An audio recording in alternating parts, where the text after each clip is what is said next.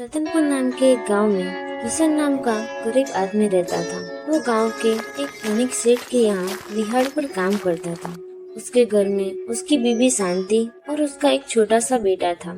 उसका नाम उन्होंने विक्रम रखा था। अरे भाग्यवान, आज सेठ जी के यहाँ पर कुछ ज्यादा ही काम है, तो तुम मेरा खाना किसी के हाथों वहाँ पर भिजवा देना। जी ठीक है।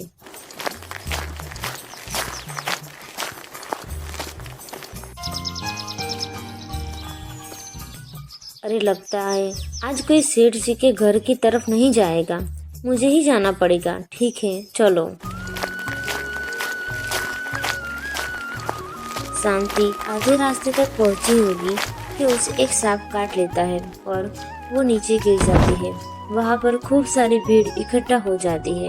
इस तरफ सेठ जी के घर एक आदमी किशन के पास आता है।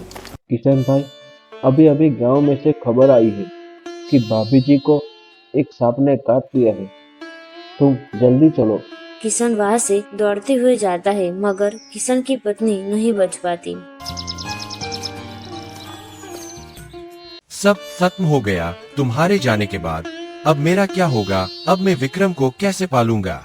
मुझे तो कुछ समझ में भी नहीं आता कि क्या करूं। काश तुम्हारी जगह में मर जाता और तुम बच जाती। थोड़े साल के बाद अब किशन का बेटा बड़ा हो चुका था और वो अब एक फैक्ट्री में नौकरी करता है। अब किशन का घर बहुत बड़ा था। गांव में भी उसकी एक अलग पहचान बन चुकी थी। एक दिन विक्रम, पापा, मैं अब शादी करना चाहता हूँ। शादी? लेकिन मुझे पता है कि आप क्या सोच रहे हो। आप चिंता न करें, मैंने लड़की को भी ढूंढ लिया है। क्या? कौन है वो लड़की? वो आप जिसके यहाँ पर काम करते हो ना, वो उन सेठ की लड़की है। क्या तुम सेठ जी की लड़की की बात करते हो? जानकी, मैं उसी की बात करता हूँ। लेकिन वो बहुत बड़े आदमी है बेटा, वो इस रिश्ते के लिए कभी राजी नहीं होंगे। आप चिंता न करें पिताजी, मैंने और जानकी ने सेठ जी को बताया है कि हम एक दूसरे से प्यार करते हैं। वो इस रिश्ते के लिए मान गए हैं और वो कल हमारे घर रिश्ता लेकर आने वाले हैं। तुम मजाक तो नहीं कर रहे हो ना? आइए आइए सेठ जी, आपका स्वागत है मेरे इस छोटे से घर में। क्या किशन, अब तो बदल जाओ। अब हम लोग समझी बनने वाले। हाँ हाँ, जब बच्चों को पसंद है तो हम कौन होते हैं। विक्रम और जानकी की शादी हो जाती है। शादी के कुछ दिन बाद, अरे सुनो जानकी, ये कुछ पैसे हैं, जाकर इसे अलमारी में रख लो। इतने सारे पैसे? तुम इतने सारे पैसे कहाँ से लाए? तुम्हारी तो इतनी सारी पगार भी नहीं है। पिताजी, अब मैं आपको कैसे समझाऊं? उसे इंग्लिश में कमीशन कहते हैं। अब जो भी नए वर्कर आते हैं, मैं उनसे कुछ पैसे ले लिया करता हूँ। उनको नौकरी की जरूरत है और मुझे पैसों की। मतलब अब तू घुस लेने लग गया है? और क्या पिताजी, पगार में से अब थोड़ी ना ये सब मिलता है। बेटा, तुम्हारी माँ के मरने के बाद मैंने तुम्हें पढ़ाया लिखाया और तुमको इस नौकरी के काबिल बनाया, तो तुम घुस लेने लगे हो। आजकल कोई भी ईमानदार नहीं है और जो ईमानदारी के रास्ते को चुनता है वो पीछे ही रह जाता है। जो ईमानदार है वो ज्यादा समय तक टिकता है और जो चोरी करेगा उसे तो निकाला जाएगा। और किशन वहाँ से चला जाता है। पिताजी की बात मान लो, वो सही कह रहे हैं। अरे तुम अब चालू मत हो जाना, जल्दी से मेरे लिए खाने के लिए लाओ। अरे सुनो जानकी, ये कुछ पैसे हैं, जाकर इसे अलमारी में रख लो।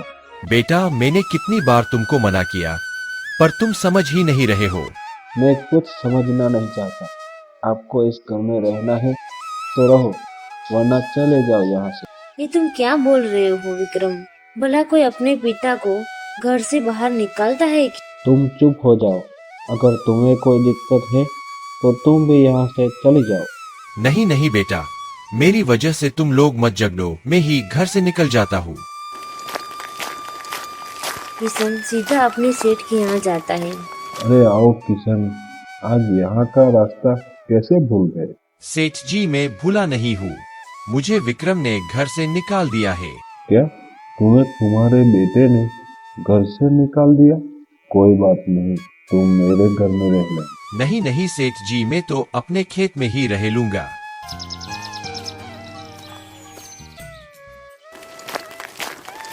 तुम्हारा मुंह क्यों लटका हुआ है?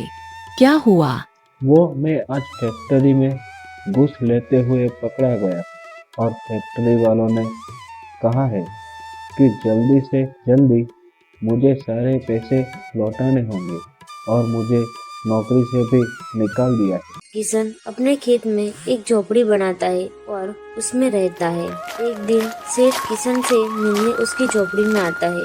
आइए आइए सेठ जी, बताइए कैसे आना हुआ। किशन, मैं तुम्हें एक खुशखबरी देने आया। तुम्हारी बंजर जमीन फैक्ट्री के निर्माण के लिए खरीदी जा रही है और वो भी 5 लाख रुपए में। क्या 5 लाख में? मुझे तो विश्वास ही नहीं हो रहा है।